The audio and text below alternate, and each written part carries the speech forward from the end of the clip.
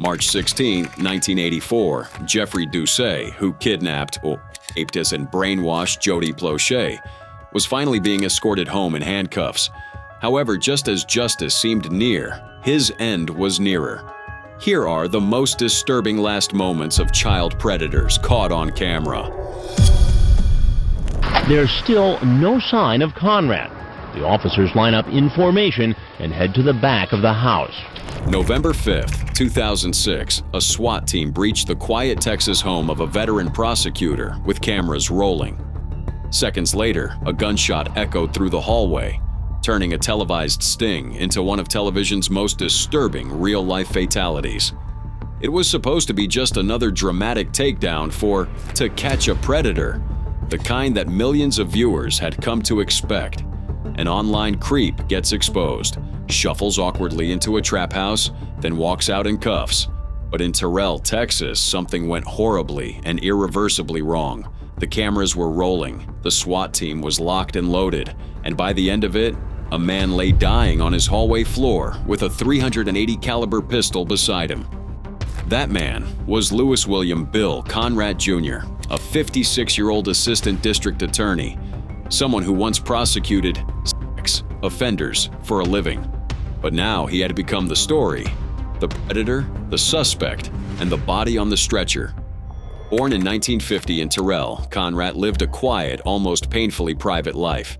He was once a football player, earned degrees from UT Austin and Texas Tech Law, and built a decades-long legal career prosecuting serious felonies, including, ironically, child sexual abuse.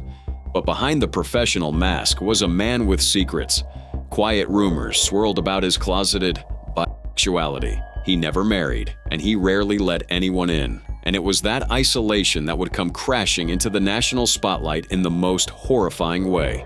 In 2006, Conrad made the mistake of opening a chat window. Using the screen name Inks00, he struck up a conversation with someone he believed to be a boy named Luke. The chats quickly turned explicit. Conrad sent nude images, one reportedly of himself, and discussed what he wanted to do sexually. What he didn't know was that Luke was a decoy from Perverted Justice, a vigilante group partnering with NBC's To Catch a Predator.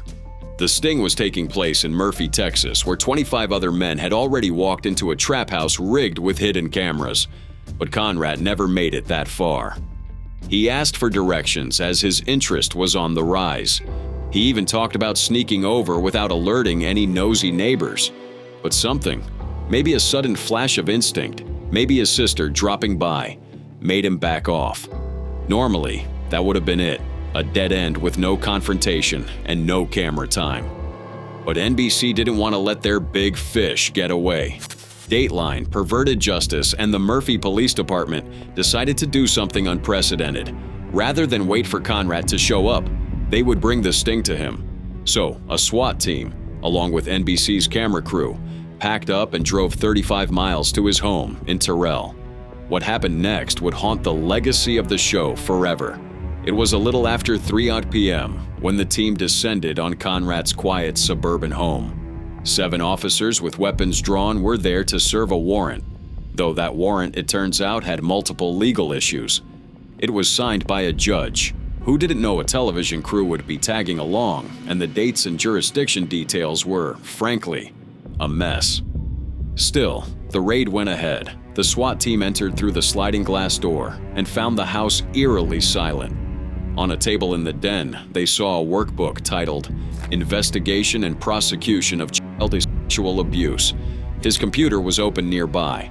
The officers split up and moved through the home, until suddenly, there he was. Louis Conrad was standing in the hallway, holding a Browning .380 handgun. One officer would later testify that Conrad had this to say, "I believe he's in the hallway, and he told them he wasn't going to hurt them." Then, without warning, he raised the gun and shot himself in the temple. The camera crew didn't capture the moment of the gunshot, but they caught everything else, the chaos and the scramble. His body was eventually being wheeled out on a gurney. Somewhere, even an audio tape exists of his final words, and NBC had it, but they never aired it. Conrad was rushed to Parkland Memorial Hospital in Dallas, But he was pronounced dead within an hour. And just like that, a man who had once upheld the law became the face of one of the most controversial media stings in American television history. In the days that followed, things unraveled fast. Reports surfaced that his computers contained pornography, some of it allegedly involving minors. But even those claims were later challenged. The legal blowback was intense. Judges who signed off on the warrants publicly stated they would never have approved them had they known Dateline was involved. One local DA flat out called the Terrell police force incompetent. A seasoned attorney friend of Conrad's said the raid was reckless, and that was just the beginning. NBC Universal was hit with a $105 million wrongful death lawsuit filed by Conrad's sister, Patricia. She claimed that NBC had manipulated police into staging a high-stakes, televised ambush, with no regard for her brother's mental state. Federal Judge Denny Chin agreed to let several of the claims move forward, calling NBC's actions possibly outrageous and extreme. The case was eventually settled out of court in 2008 for an undisclosed sum, while none of the 25 men arrested in the Murphy sting were ever prosecuted. The DA, John Roach, tossed out the cases due to issues with evidence and how the stings were conducted. NBC's show, To Catch a Predator, was quietly canceled later that year. Chris Hansen would later claim the show had simply run its course. But the truth, it had run straight into a suicide, and the cameras had kept rolling. Conrad's death left behind more than just shock. It raised serious questions about the ethics of combining entertainment with law enforcement, and of blurring the lines between journalism and justice. Critics like Esquire and ABC's 2020 called the Murphy operation exploitative, dangerous, and deeply irresponsible. Even local residents were furious that their town had been turned into bait for predators. The city manager was fired, and the reputation of everyone involved, Dateline, perverted justice, the Murphy PD, took a devastating hit. But the most haunting legacy, the moment itself. A respected attorney, a man living in secret, a SWAT team at his door, a camera crew just behind them, and a single fatal decision caught on tape. Not in full, but enough to leave an entire nation wondering, what did we witness? Conrad's suicide remains one of the darkest, most unsettling episodes in the history of reality-based television. A man fell apart under the glare of the spotlight, and for once, even the cameras flinched. March of 1984, when authorities escorted 25-year-old Jeffrey Doucette through the Baton Rouge airport to face charges of kidnapping and sexual assault on a 12-year-old boy. March 16, 1984, in the Baton Rouge Metropolitan Airport. As cameras were rolling, a man stood by a payphone, eyes hidden beneath a baseball cap, voice low as he mumbled into the receiver. Just 10 feet away, deputies escorted a handcuffed child molester through the terminal. Then, without any warning, the man turned, raised a revolver, and fired a single shot on live television. The suspect dropped like a rag doll as screams echoed, and the man simply lowered the phone and waited to be arrested. The man with the gun was Leon Gary Plauché, but to most of America, he was just Gary, the heartbroken father who did what millions of parents would do. Born on November 10, 1945, in Baton Rouge, Louisiana, Plauché lived an unremarkably decent life. He attended Estruma Senior High, joined the Kappa Alpha fraternity at LSU, and briefly served in the Air Force before settling into civilian life as a heavy equipment salesman. He was a husband, a father of 4, a fishing enthusiast, and a passionate supporter of the LSU Tigers. Friends and family described him as fun-loving, sharp-witted, and gentle. Even when drunk, he was more goofy than aggressive. But in 1983, his world was flipped upside down. His son, Jody, had been taking karate lessons from a well-liked 25-year-old instructor named Jeffrey Doucette. What the Plauché family didn't know, what no one in the community suspected, was that Doucette had been grooming and sexually abusing Jody for over a year. He offered to teach the boy to drive, isolated him during lessons, and earned the family's trust like so many predators do, quietly, methodically, and invisibly. Then, in February 1984, Doucet kidnapped Jody and took him to a seedy motel in Anaheim, California. There, the abuse continued and even escalated. It was only when Doucet made the mistake of letting Jody place a collect call to his mother that authorities were able to trace them. And then on February 29th, California police stormed the motel, arrested Doucet, and rescued Jody. By March 1st, Jody was safely back home in Louisiana. But Gary Plauché wasn't okay. Not even close. He was devastated, grief-stricken, and helpless. He drank, he spiraled, and as he learned the full scope of what Doucet had done to his son, that helplessness turned into rage, the kind of rage that simmers silently, then boils over. On March 16th, Doucet was being flown back to Baton Rouge to face trial for aggravated kidnapping and sexual assault. A local TV employee tipped Plauché off about Doucet's arrival time and the fact that news cameras would be there. Gary slipped on a baseball cap and sunglasses, hid a .38 snub-nosed revolver in his boot, and headed to the airport. He positioned himself near a row of payphones. To avoid drawing attention, he pretended to be talking to his best friend, Jimmy. But what he was really doing was waiting for his moment. At around 9:30 p.m., it came. As Doucet was led past, handcuffed and flanked by deputies, Plauché stepped forward, raised his revolver, and shot Doucet once in the right side of the head, a hollow point bullet at point-blank range. Doucet collapses instantly. Plauché lowers the phone and doesn't resist. One deputy, recognizing him, grabs him by the shoulders and shouts, "Why, Gary, why?" Doucet never woke up. He died the next day. The country watched in stunned silence. Millions had witnessed it live, and millions more saw the clip replayed over and over. Was this justice? Was it vengeance? Was it murder? Or something deeper? Gary Plauché was eventually charged with second-degree murder, but public sympathy was overwhelming. To many, he wasn't a killer. He was a father pushed past his breaking point. He pleaded no contest to manslaughter, and his defense leaned heavily on psychiatric evaluations. One report stated that Plauché had experienced a righteous mission and was psychologically incapable of distinguishing right from wrong at the moment he pulled the trigger. On May 16, 1985, Judge Frank Saya sentenced him to 7 years in prison, but suspended the sentence entirely. Plauché received 5 years probation and 300 hours of community service, most of which he completed doing maintenance work at his church.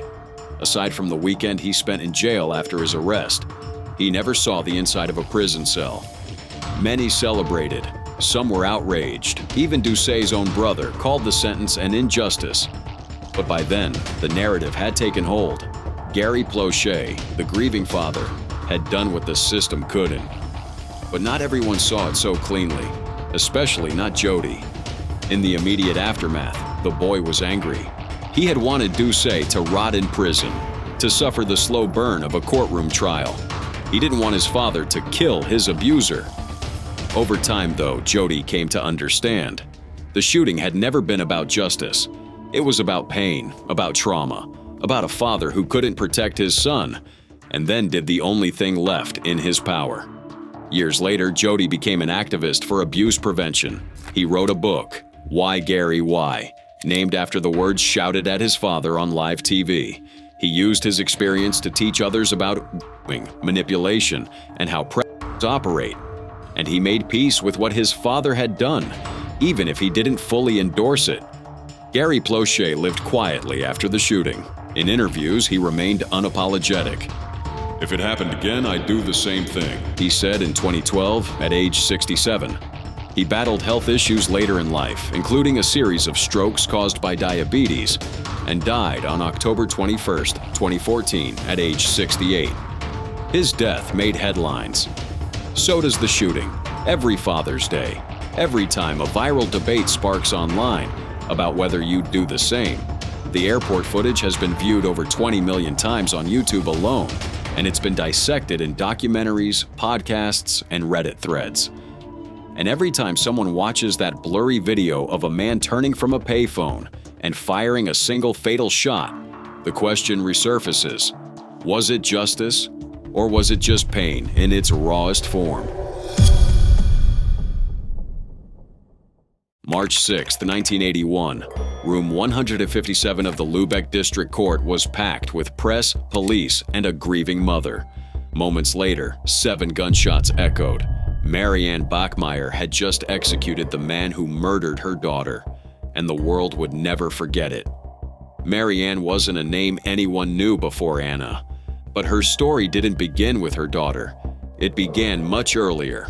Like many born in post-war Germany, her life was stitched together with trauma, escape, and constant struggle. She was born on June 3, 1950 in Sarstedt to East Prussian refugees. From the start, the household was unstable. Her father, a former Waffen-SS officer, was a volatile alcoholic who ruled with fists and fury. He drank hard, raged harder, and by the time her parents divorced, Marianne's childhood was already fractured. Things didn't improve with her stepfather either. If anything, they worsened. He was colder, stricter, and quicker to shut her down. By the age of 16, the tension had reached its breaking point. Marianne was kicked out, pregnant, abandoned, and on her own, left with no other choice. She put the baby up for adoption. But her struggles didn't stop there. 2 years later, she became pregnant again, and this time her suffering took an even darker turn. Just before giving birth, she was raped, and that child too was placed for adoption. By 22, Marianne had begun piecing together a life for herself. She worked at Tapasa, a pub in Lübeck, where she started dating the manager. That relationship brought her Anna, born November 14, 1972. Unlike before, this time she kept the child, and in that choice, she found purpose. Friends said she adored Anna, though their lifestyle raised eyebrows. Working late nights, Marianne often brought Anna to the bar. During the day, Anna, spirited and smart, fended for herself. Some judged her parenting, while others saw a mother doing her best with what she had. But May 5, 1980, shattered everything. 7-year-old Anna had an argument with her mother and decided to skip school. That decision led her into the hands of Klaus Grabowski, a 35-year-old convicted pedophile and neighbor.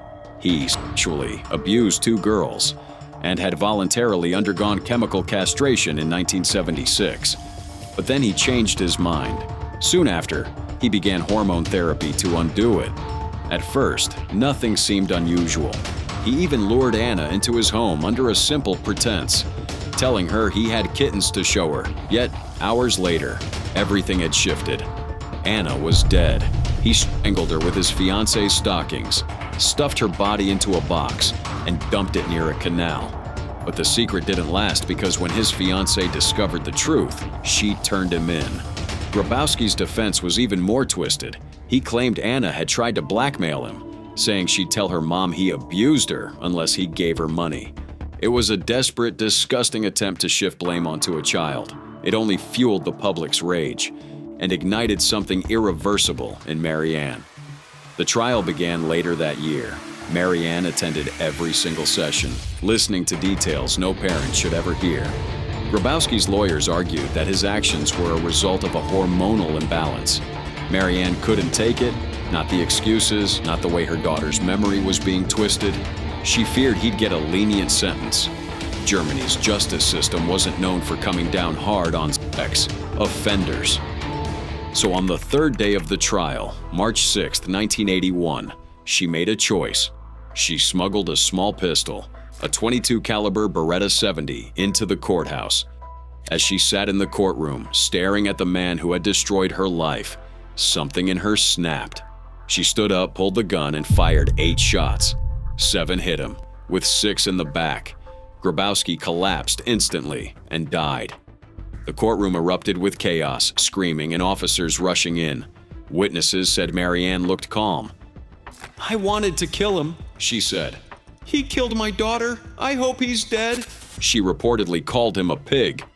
Then she surrendered. And almost overnight, Marianne Bachmeier became a global name, a mother, a vigilante, and a symbol. Public opinion split down the middle. Some saw her as a grieving mother pushed too far by a system that failed her and her daughter. Others warned against celebrating vigilantism. She sold her story to Stern magazine for around 100,000 Deutsche Marks, not for fame, but to cover legal expenses. Thousands sent her letters, some with money, others with prayers, and many with words of solidarity. Her trial began in 1983, with the charges being manslaughter and unlawful possession of a firearm. The prosecution, once pushing for murder, stepped back. The court heard about her traumatic past, and psychologists testified that her actions stemmed from emotional collapse, not premeditation. Marianne was eventually sentenced to 6 years but ended up serving only 3. After her release in 1985, she left Germany, got married to a teacher, moved to Lagos, Nigeria, and lived in a German expatriate community. But the marriage didn't last. By 1990, she relocated to Sicily, wanting to live a quiet life. Yet the media never quite let go. In 1984, her story was dramatized in No Time for Tears, The Bachmeier Case, and eventually more documentaries followed, some praising her, others questioning her. Marianne was later diagnosed with pancreatic cancer and returned to Lübeck on September 17, 1996, where she passed away at 46. She was buried next to Anna at Bergtor Cemetery. Yeah, okay. You know, yeah, I do. All right, so you did it, but what I'm saying is, I need to kind of go, I need to stick you right back to the whole thing. December 7th, 2003, Daniel Morcombe was trying to catch a bus, and that was the last time he was ever seen. Behind that disappearance was Brett Peter Cowan. Born on September 18, 1969, in Bunbury, Western Australia, Cowan was the third of 4 boys in a rigid Catholic household. His father, Peter, was a Vietnam veteran and Australian Army major haunted by PTSD, while his mother, Marlene, tried to hold the family together as a homemaker and RSL worker. The family eventually relocated to Brisbane in the 1970s, settling in Everton Park for a fresh start. But for Brett, it was just the beginning of a downward spiral. He attended Marceline College, now Matt Maria College, in Mitchelton, where teachers remembered him not for his grades, but for his bullying, hostility, and general unpleasantness. Even as a teen, he was stealing, using drugs, and struggling silently with his sexuality, something that clashed with the strict moral codes he'd grown up under. By year 10, he dropped out completely, floating between odd jobs he could never keep, after which petty crime followed. Then it got worse. On December 5, 1987, at just 18 years old, Cowan was performing court-ordered community service in a Brisbane park when he lured a boy into a public toilet and sexually assaulted him. That crime landed him 2 years behind bars for indecent dealing. But instead of learning his lesson, it seemed to have awoken something inside him. Fast forward to 1993. Now living in a Darwin caravan park, Cowan strikes again, this time violently assaulting another boy. He punctured the poor victim's lung with the force of the assault and left him in the bushes to die. Miraculously, the boy survived and somehow managed to get help. This led to Cowan being arrested and charged with grievous bodily harm, deprivation of liberty, and gross indecency. The courts handed him 7 years, but somehow he ended up serving only under 5 years. By 1998, he was out again and relocated to Queensland's Sunshine Coast, where he tried to play the reformed man. He joined the Christian Outreach Church, got married to Tracy Moncrief in 1999, and had a child. But the facade couldn't hold forever. Soon, the drugs crept in: LSD, cocaine, meth, each one chipping away at whatever mask he had left. And instead of hiding his darkness, they only amplified it. He later tried to explain it away, claiming the drugs lowered his inhibitions.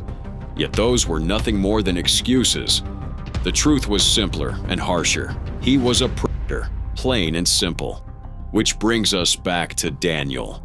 On December 7th, 2003, Daniel was on his way to buy Christmas presents for his family when his bus broke down. A replacement bus eventually drove past him, but for some reason he wasn't able to get in on it.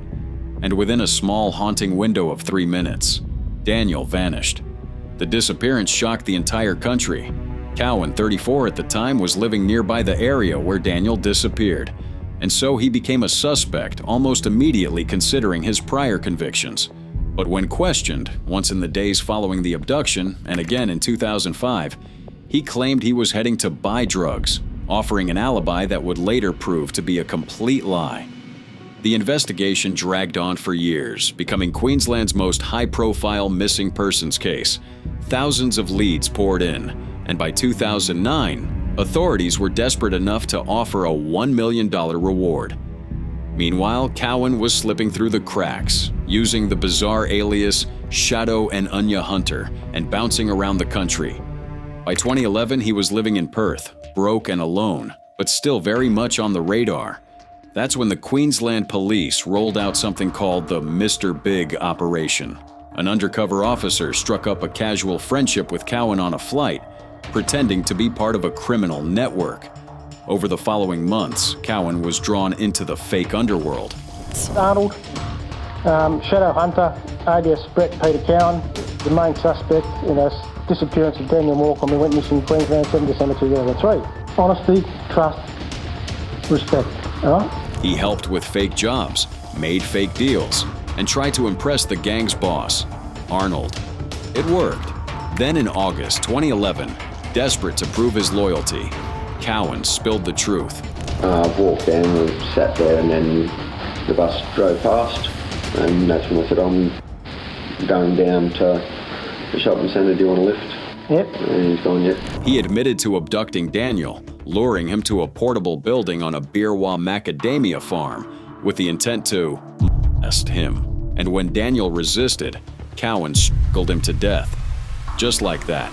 He even led police to a remote bushland site where Daniel's remains were discovered on August 17th.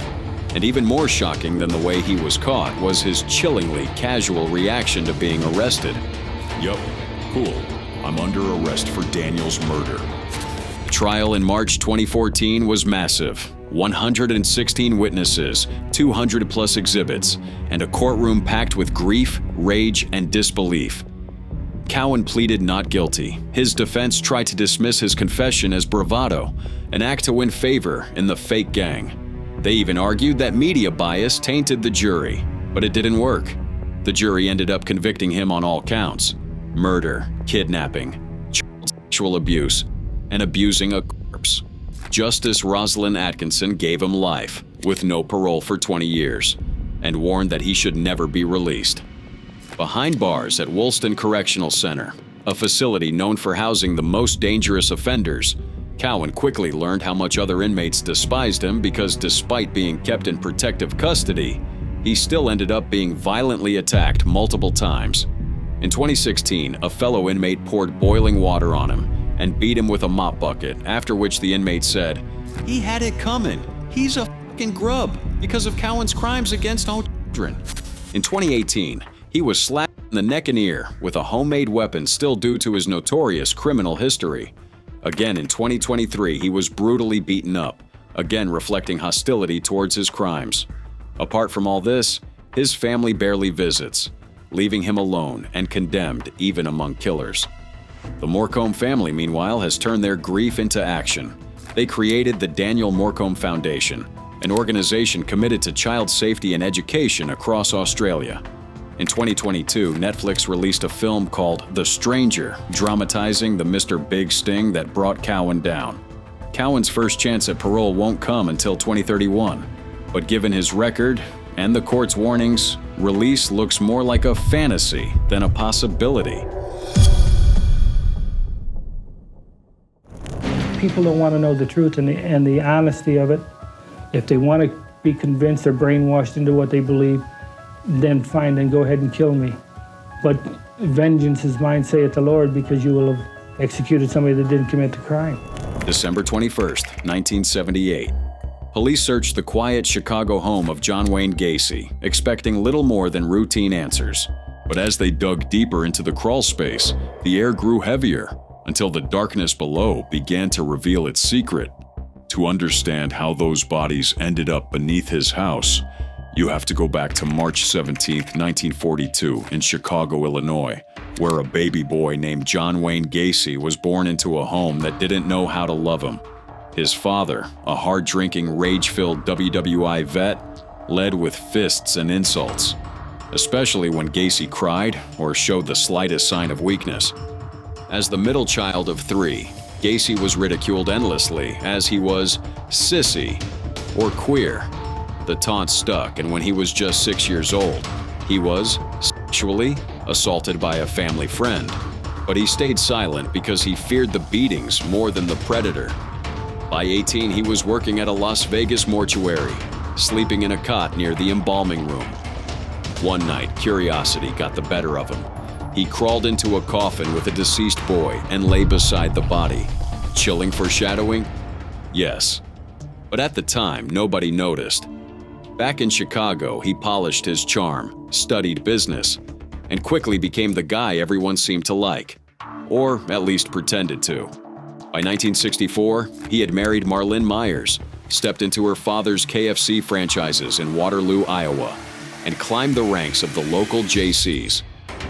On paper, it all looked perfect. Husband, businessman, rising community figure. But beneath that polished surface, the mask was already starting to slip. At the infamous stag parties he threw for the JCs, Gacy's behavior turned darker, especially around teenage boys. By 1968, Gacy's mask had slipped completely. That year, a young boy named Donald Voorhees accused him of coercing him into sodomy. Gacy had lured the boy with alcohol and odd porn, after which he assaulted him. When Donald told his father, an influential local politician, the case unraveled quickly. Gacy tried to silence the boy by hiring another teen to beat him into submission, but that only made things worse. Eventually, he was convicted and handed a 10-year sentence. Still, he served just 18 months before walking free for good behavior. By then, his wife had divorced him, and Gacy returned to Chicago with a clean slate, at least in the eyes of the law. But inside, the darkness was spreading. In the process of trying to live a normal life, he remarried in 1972, started a contracting company, and began dressing as a Pogo the Clown for children's parties. What no one knew was that Gacy had already begun murdering boys. From 1972 to 1978, he lured at least 33 young men and boys, some as young as 14, to his home in Norwood Park Township. He'd promised them a construction job, or drugs, or a ride home. Once inside, Gacy performed a magic trick with handcuffs, pretending it was part of his clown act, before torturing, raping, and strangling them with what he called the rope trick. He buried 26 of them beneath his crawl space, stacked in layers like meat. 3 were buried elsewhere on his property, and 4 were dumped into the Des Plaines River because he basically ran out of room on his property, all while attending block parties, shaking hands with politicians, and acting like an upstanding citizen. But his cruelty couldn't stay hidden forever. December 11th, 1978, Robert Peast vanished after telling his mother he was going to speak to a contractor, John Gacy, about a job. After that, he was never seen alive again. This time, the police didn't look the other way. They dug deeper, followed Gacy, and found that his recent movements were erratic. They tailed him, but Gacy even invited the surveillance team in for dinner at one point, feeding them like friends while bodies rotted beneath his floor. When authorities finally searched his home, they found shackles, a high school class ring, and driver's licenses that didn't belong to him. It was the beginning of the end. Eventually, Gacy cracked. Under pressure, he confessed, though only in parts, and then led police straight to the crawl space, where 27 bodies lay buried in the dirt beneath his home. Still, he tried to deflect, claiming he hadn't acted alone. He pointed to his employees, David Cram and Michael Rossi, as accomplices, yet no real evidence ever backed his words. By March 12, 1980, the trial was over. Gacy was convicted of 33 murders, the most by a single person in U.S. history at the time. The punishment was overwhelming, as he was given 12 death sentences and 21 life terms. But even then, death didn't come quickly. Instead, Gacy sat on death row at Menard Correctional Center. He painted haunting images of clowns, sold his artwork, and granted very few interviews. He refused to admit guilt, twisting reality into his own sick version of events. Then came the most disturbing footage of all, a 1992 interview with CBS 2's Walter Jacobson, filmed 2 years before his execution. Spread over 5 nights, it offered a rare glimpse inside Gacy's mind, and what viewers saw was horrifying. With the cool demeanor of a used car salesman, Gacy denied everything. He claimed to be a victim of circumstance. He smirked and mocked the victims' families.